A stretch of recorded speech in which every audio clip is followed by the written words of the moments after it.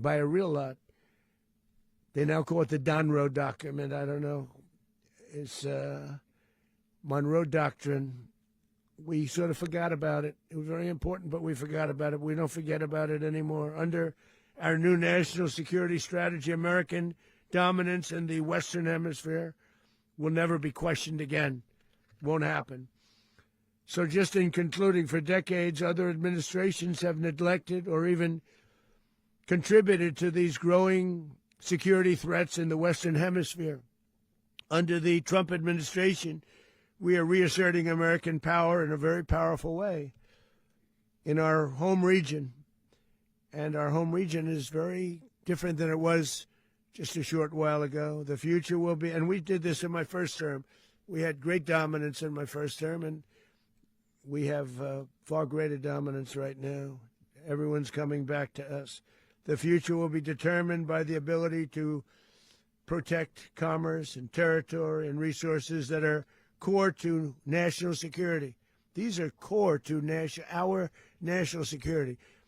Just like tariffs are, they've made our country rich, and they've made our national security strong, stronger than ever before. But these are the iron laws that have always determined global power, and we're going to keep it that way. We will secure our borders. We will stop the terrorists. We will crash the cartels, and we will defend our citizens against all threats, foreign and domestic. Other presidents may have lacked the courage or whatever to defend America, but I will never allow terrorists and criminals to operate with impunity against the United States. This extremely successful operation should serve as warning to anyone who would threaten American sovereignty or endanger American lives. Very importantly, the embargo on all Venezuelan oil remains in full effect. The American Armada remains poised in position, and the United States retains all military options until United States demands have been fully met and fully satisfied. All political and military figures in Venezuela should understand what happened to Maduro can happen to them, and it will happen to them if they aren't just, fair, even to their people.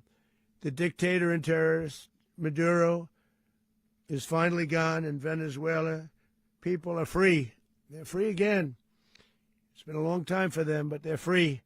America is a safer nation.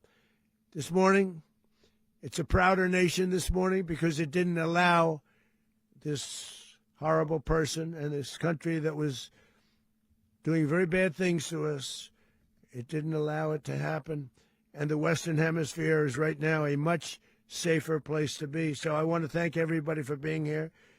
I want to thank General Reasserting Kane. He's a fantastic man. I've worked with a lot of generals. I worked with some I didn't like. I worked with some I didn't respect. I worked with some that just weren't good.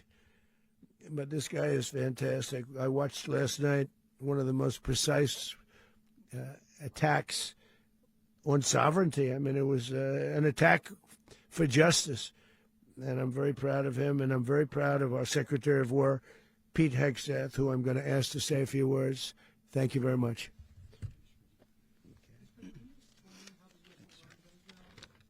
Well, thank you, Mr. President. Finally, a commander-in-chief the world respects and the American people deserve. And as the President said, words can barely capture the bravery and the power and the precision of this historic operation. A massive joint military and law enforcement raid flawlessly executed by the greatest Americans our country has to offer. American warriors are second to none, the best in the world and the best of our country. What all of us witnessed last night was sheer guts and grit, gallantry, and glory of the American warrior. I'm simply humbled by such men. And I tip my hat to our chairman, Dan Reasserting Kane, and all those Americans who stood watch last night. Our warriors are the elite of America, and again, President Trump has your back. No other country on planet Earth, and it's not even close, could pull this kind of operation off. And no other president has ever shown this kind of leadership, courage, and resolve. The most powerful combination the world has ever seen.